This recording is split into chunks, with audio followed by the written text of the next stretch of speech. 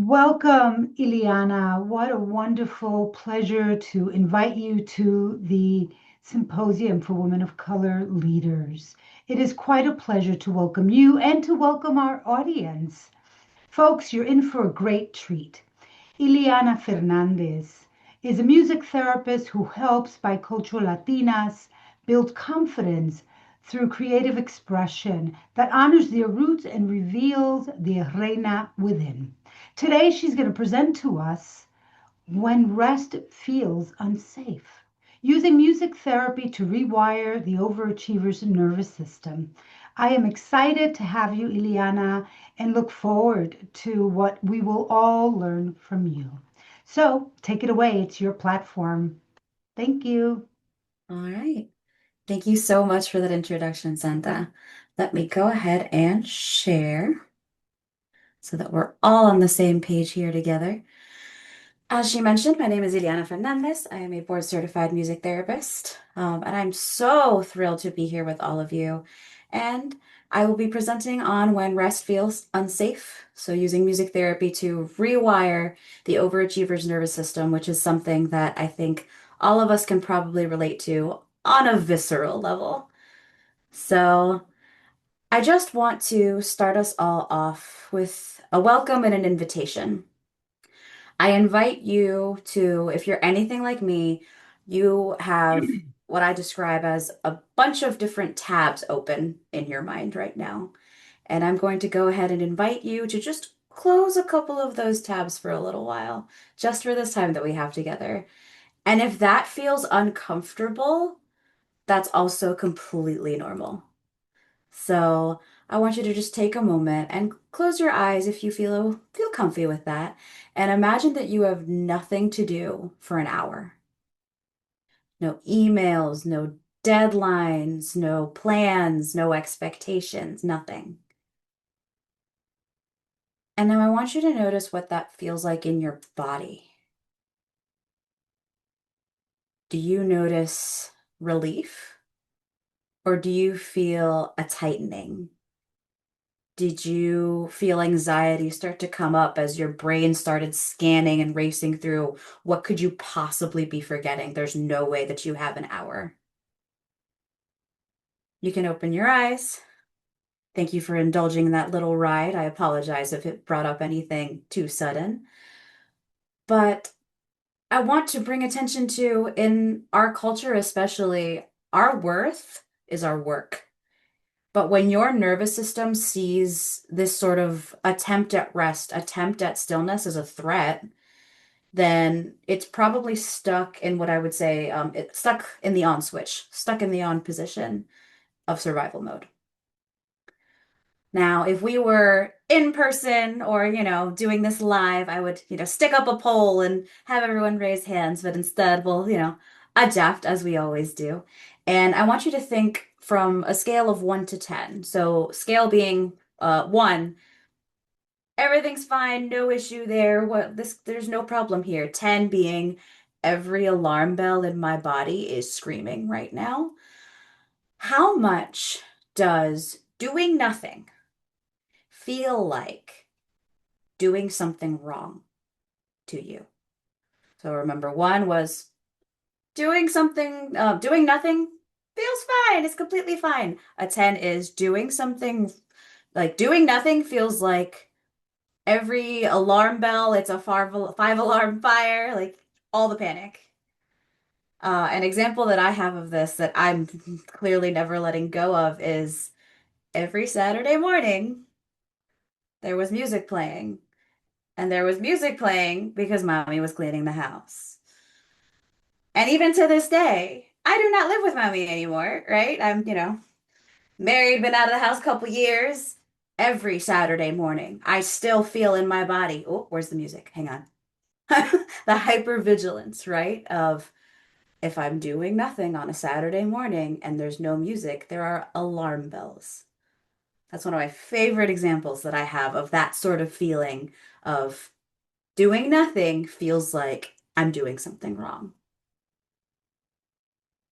Now, a little bit more for what my own journey has looked like. I am bicultural. My parents grew up in Puerto Rico. I grew up here in the States. They were the ones that immigrated over, so I'm second generation. I am also the oldest daughter, and that can also carry its wide variety of baggage for so many of us, of, the extra expectation layer that comes with that of, making sure that you're always high achieving, making sure that you're always setting the example, making sure you're the role model for whatever siblings came later. There's like an invisible standard that we feel, or sometimes it's a very visceral standard, right? Um, I came to be a music therapist in not the shortest route possible. I did my undergraduate degree in something different and then kind of found my way to it afterwards and eventually got my master's in music therapy. But there was always mommy, abuela, titi, like, oh, she's not done yet? Like what I mean, shouldn't she have been done years ago? And like what's going on? There's that whole thing. So, I've lived the meandering road to get to where I am today. Um, and I guess the biggest highlight for me has been, being able to discover that music in and of itself, but especially music therapy, which is my specialization, is its own bridge to create safety and confidence for or all sorts of things, but really for us as bicultural Latinas, like it hits just that much deeper because we are such a musical culture.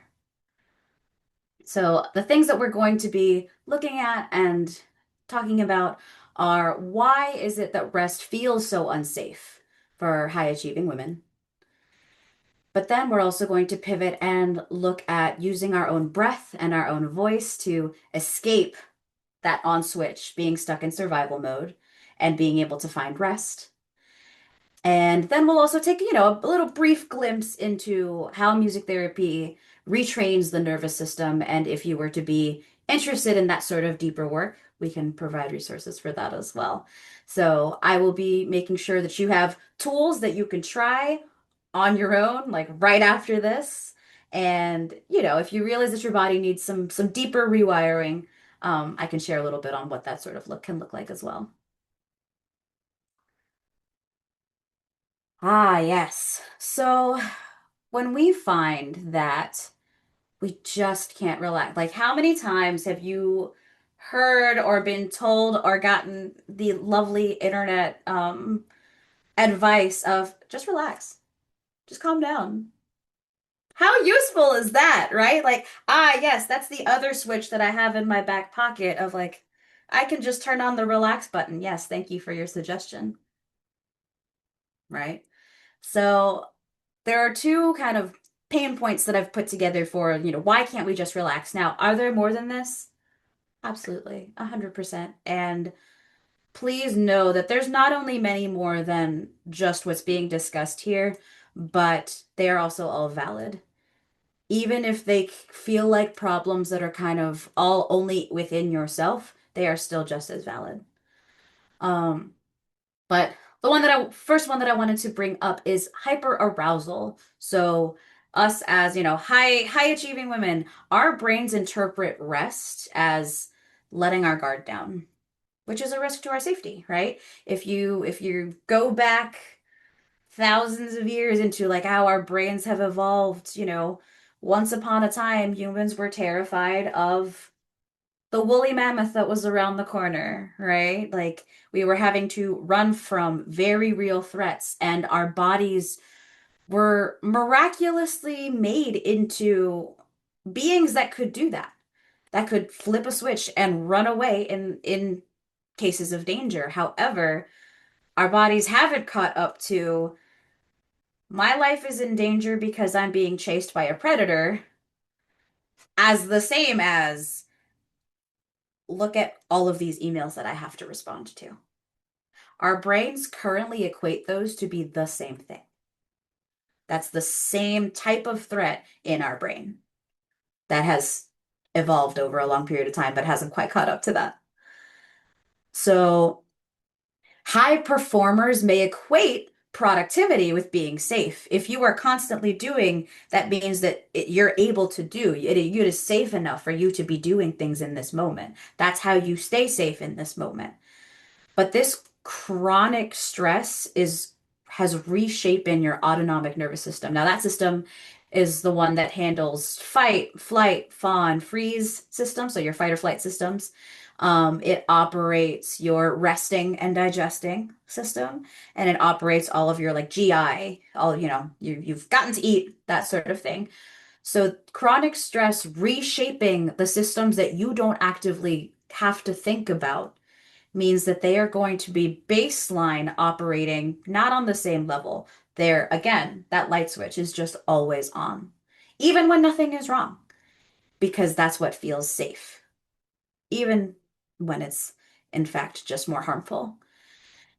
And then the other pain point that I wanted to bring is that, especially for women of color who are high achieving, there is a hyper arousal that is exacerbated by racialized stress, microaggressions, stereotyping, and the over responsibility narratives that are kind of perpetuated from whatever various cultures that we're already involved in. Now we're all involved in many different cultures. We have our own, ethnic background, but we also have a work culture that we fit into, maybe multiple ones, our family cultures that we're fitting into. And in all of these, they can just kind of stack up and layer upon each other in throwing on that over responsibility expectation for us.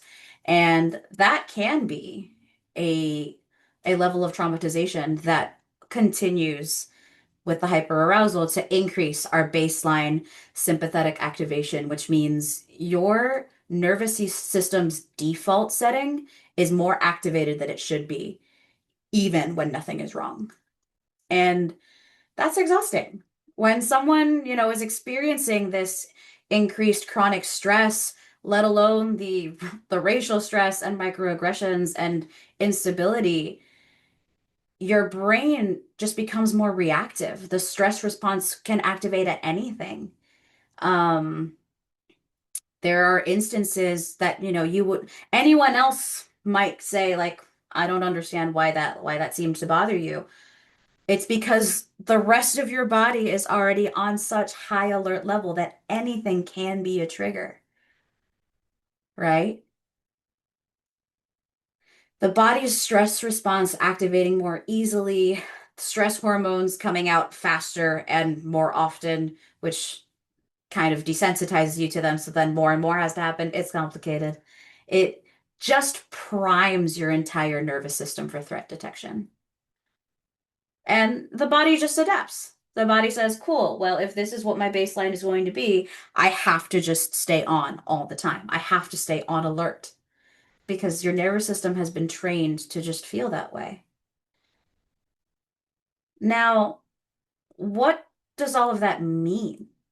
Well, when your baseline is at a constant 100, right? Stillness just feels wrong, going back to our scale of 1 to 10. It's a 10. Stillness feels like a 10, feels extremely wrong. I'm doing everything possible wrong. Silence feels unsafe. Rest feels like vulnerability. So we get caught in this cycle of productivity being the thing that helps to regulate, but an achievement being a calming thing, but then you never get to stop. You're stuck in the cycle because anytime you try to rest, your body says, no, no, no, no, no. Come back to actually doing. That's the only way that we can be safe out here. And that's why telling high achievers, just rest, just relax, just calm down, doesn't work. Your nervous system is not convinced that rest is safety. It has been perpetually told otherwise, and it thinks you are just constantly on the run throughout everything. So then how do we reset? How can we just say, you know what? If I can't completely rewire a nervous system overnight, what are some small things that I can do to help towards that? Well, something that we can start with is our breath. So if maybe your pain point is if I rest, I fall behind, right? A tool that you can use is finding instrumental music at, around 60 to 80 beats per minute, which is BPM. If you're not sure what that is, you can actually go ahead and type not only into Google, there are people that have put together entire Spotify playlists to do this too, but you can type, what are songs at 60, what are songs at 70, what are songs at 80 BPM. Um, and I want you to try to match your breath to what it is that you're listening to. So if what you're listening to is about here, you would breathe in and then back out, but for a little longer. So you would match what that beat is. Now, this can work in any genre. That's kind of the beauty of it. So while maybe you're the type of person that finds, all right, give me a classical piece that fits that moment, that tempo. I've got it. Like, we'll go forward with that. Okay, great. Maybe you're someone that wants to go find a rap song that still fits that moment. You can use that too. That's kind of the beauty of getting to use tempo. You don't have to really worry about anything else. It's whatever you're finding relaxing for yourself and whatever helps you regulate your breath. So again, you would take whatever tempo that it's at and you would breathe in for, let's say 4, but then back out for 6. And just doing this over the course of a song, maybe 2, depending on if it's a shorter song, right? Just 5 minutes. Just that exercise can reduce your sympathetic activation. It can tell your body, oh, wait, we're breathing. Things might not be on all high alert right now because we're allowed to breathe. If your pain point is something more to the effect of, I feel guilty when I rest, then your voice is an excellent tool. So I would encourage you to put your hand on whatever it is that feels tight. If you feel a tightness of guilt in your throat or in your chest, or you get like, butterflies in your stomach of guilt, or even your head, right? I would encourage you to again inhale. And then on the exhale, you would want to hum or make a low ooh sound. So, mm,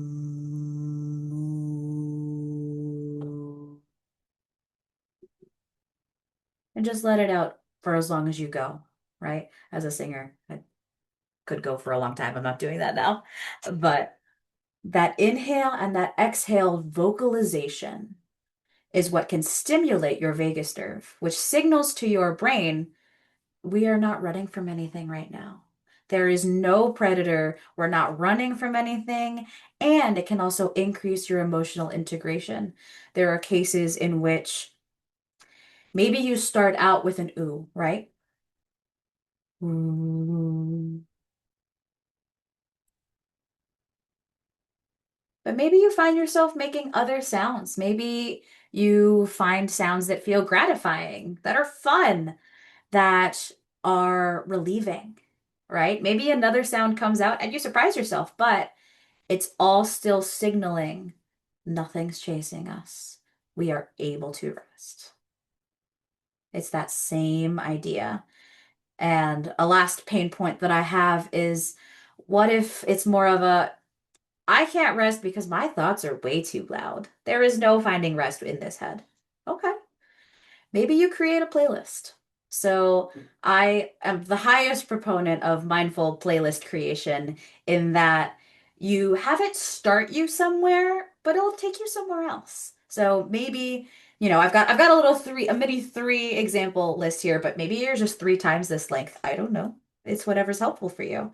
And you would take the first song and, kind of match what your thought energy is at. Maybe you're like, okay, well, my thoughts are going a mile a minute and there is no coming down from this. Okay, there are songs for that.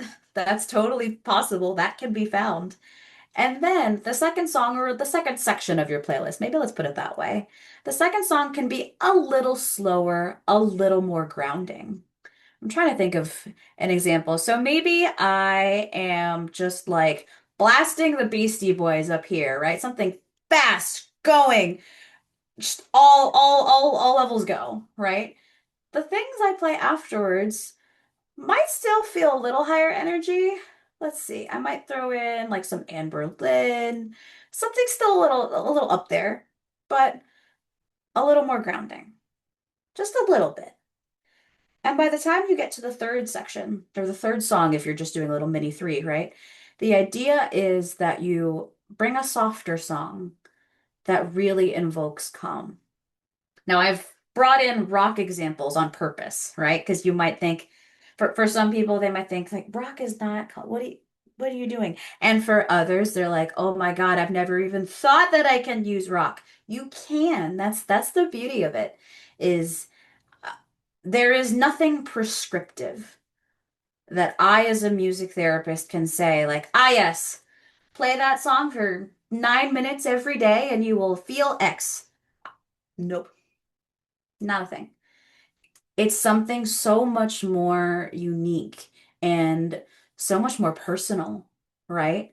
Than a prescription that you would get handed, in that you get to take all of the embodied memories and find, whatever it is that makes you feel cozy, right? Like, to go in a completely different direction. Maybe my first song would be, oh, I love this. Maybe my first song or first section of songs, maybe I'm like full on El Gran Combo, like all the salsa, right? And then I'm like, okay, I've had like two or three of those, like give me a little break, Eddie Palmieri, right? And then I go into the second section and I decide, okay, let's do some bachata. It's a little slower, typically. It can be a little more grounding, typically, right? So it's a complete genre shift, even. And then by the time I hit the third, I might go into the more like softer ballads, pop ballads, maybe a little Caliuchis. Like, I don't know, like, but the idea is that you create this cascade that met you where you were at, bridged you to where you were trying to go, and held you when you got there. So again, this might not be a neat little three-song thing. I should have said sections, I guess. But it's that mindful playlist that you would play in its entirety to help go from my thoughts are way too loud, I can't do this, to hopefully find a place of rest. And this sort of mindful playlist creation is what builds a conditioned safety response. The idea is that you use this playlist over and over so that your body just figures out and starts anticipating, oh wait, that's about to happen. I'm allowed to breathe a little more, a little heavier, a little softer. Oh, this is about to happen. We're here, like we've arrived. That's the whole idea behind this one. And the biggest thing that I definitely want to leave you with in this whole idea of when rest feels unsafe is the reminder that rest is resistance and rest is regulation. And you can even think of your voice, since it was, the middle example. Your voice is its own remote control for your nervous system. If you're somebody that you know, everything is always go, go, go, go, go, go, and is always at a certain pace and like always really goes, which is how a lot of Latinas talk. Hi, guilty. Then that's how your body will respond, right? It'll say, oh, this is our pace, go. If you intentionally take time to sit with and allow space, your body recognizes that too. Overachievement is a pattern that your nervous system has learned out of survival, but it's also one that you're permitted to break out of. Now, with all of the things that we've learned in our time together, we learned why rest feels unsafe on a visceral level for our hyperarousal, how cultural trauma links to that productivity of, well, we always feel like we have to go, and then once we always go, that means we're safe, right? We went over that. We learned how music directly regulates the nervous system. So, three different tools that you can use, which was using our breath, using our voice, but also, create yourself a whole mindful playlist, not just throw some songs on there and call it a day. No, no, no, no, no. Order matters, how you put things together matters, that sort of playlist. And those were the simple tools that you received that you could start with at any time. You could do it right after this, or you could do it later tonight, grab yourself a glass of wine and get to work, whatever you need. You have spent your entire life on being reliable, strong, successful. Insert a million other positive qualities here, but ones that also could have been dragging you down. And if you are tired of this performance and are ready to feel safe in your own body, I am always here to talk about it. We can absolutely help your nervous system.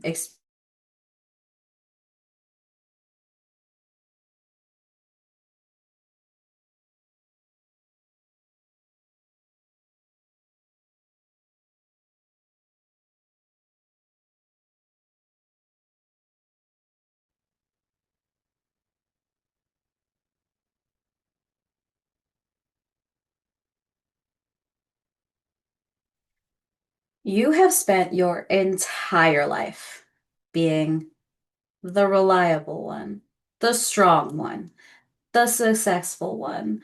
Insert any other thing in between quotes here that feels positive, but also could be really draining and exhausting. And if you're tired of performing these and are ready to feel safe in your own body at rest, let's talk. I'm always happy to talk. We can absolutely help your nervous system experience the freedom you thought your success was supposed to bring. And from using these individual tools to maybe reaching out to me to have a deeper chat on how music therapy could help, I would love to hear from you. But above all things, gracias por estar aquí. And thank you for daring to explore success that doesn't cost you your nervous system. I do want to let you all know that I will be um, giving you all a free gift, so keep an eye out for that. I spoke earlier about looking for a song that goes from 60, like between 60 to 80 beats per minute. I will actually be recording a song like that for you that I will be gifting to you all. And that is all that I have for you all. So thank you so much for having me, for being here. And I really treasure our time together. Ileana Fernandez, music therapist. Thank you so much.